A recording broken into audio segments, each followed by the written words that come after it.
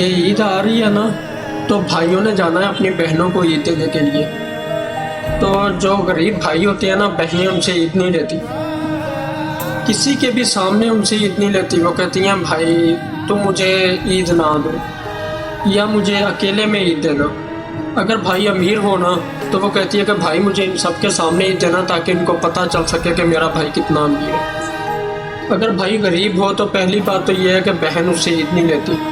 वो कहती है भाई ये तुम रख लो और तुम इससे अपनी कुछ ज़रूरियात पूरी कर लेना। बहनों का बहुत बड़ा यार एक रिश्ता होता है, एक बहुत प्यार वाला भाई बहन का रिश्ता होता है। जब माँ गुजर जाती है ना, तो उसके बाद बहन पूरी कोशिश करती है कि वो माँ की जगह तो नहीं ले सकती, लेकिन माँ ने जहाँ जहाँ काम आना होता है वहाँ वहाँ वो पूरी उतर सके। इसी तरह भाइयों का सिलसिला होता है। भाइयों का भी आपस में इसी तरह का कुछ प्यार, कुछ मोहब्बत बचपन से इसी तरह से चलता है। लेकिन पता नहीं यार जवानी में क्यों नज़र लग जाती है रिश्तों को। वही तो भाई जो बचपन में अकेले अकेले नहीं होते, बल्कि एक साथ खेल के कूद के बड़े होते हैं, जब जवान हो जाते हैं तो उनके अंदर दौलत का, ज़मीन का, जायदाद का, इस तरह का कोई गुमान उनके जहन के अंदर बैठ जाता है कि तेरी मेरी पे उतर आते हैं, अपनी अपनी पे उतर आते हैं। तो भाइयों के अंदर बहुत इत्तेफाक था, बहुत प्यार था, मोहब्बत थी।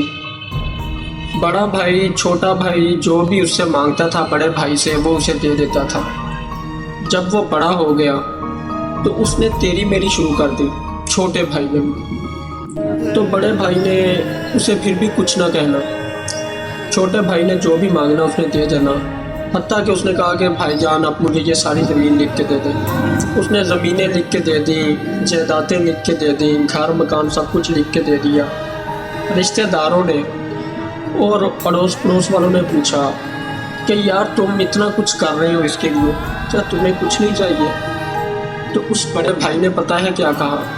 उसने कहा कि यार मैं ये दुनियावी चीज़ों के लिए, मैं ये दुनिया के दौलत सन के लिए अपने भाई को क्यों रुस्वा करूं? कल को रोज़े महशर वाले दिन मैं इसकी नज़रों में गिरा हुआ अपने आप को नहीं देख सकता। क्या पता कितने दिन की ज़िंदगी है, कल को ये मर जाए या मैं मर जाऊं, कोई पता नहीं है। ठीक है जी। तो सिलसिला कुछ ऐसे ही चलता गया चलता गया। थोड़े से दिन गुजरे, बड़ा भाई फौत हो गया।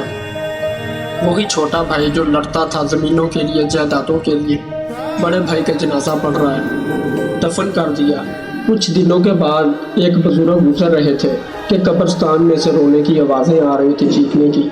उन्होंने गौर से सुना तो वही छोटा भाई अपने बड़े भाई की कब्र के ऊपर बैठकर रो रहा था और कह रहा था कि भाई एक दफ़ा तो उठो, एक दफ़ा उठ के मुझे भाई कह दो, मुझे कुछ नहीं चाहिए, ये सारा कुछ ले लो। तो यार जीते जी कदर कर लिया करें, यकीन करें मरने के बाद कोई नहीं आता। ठीक है।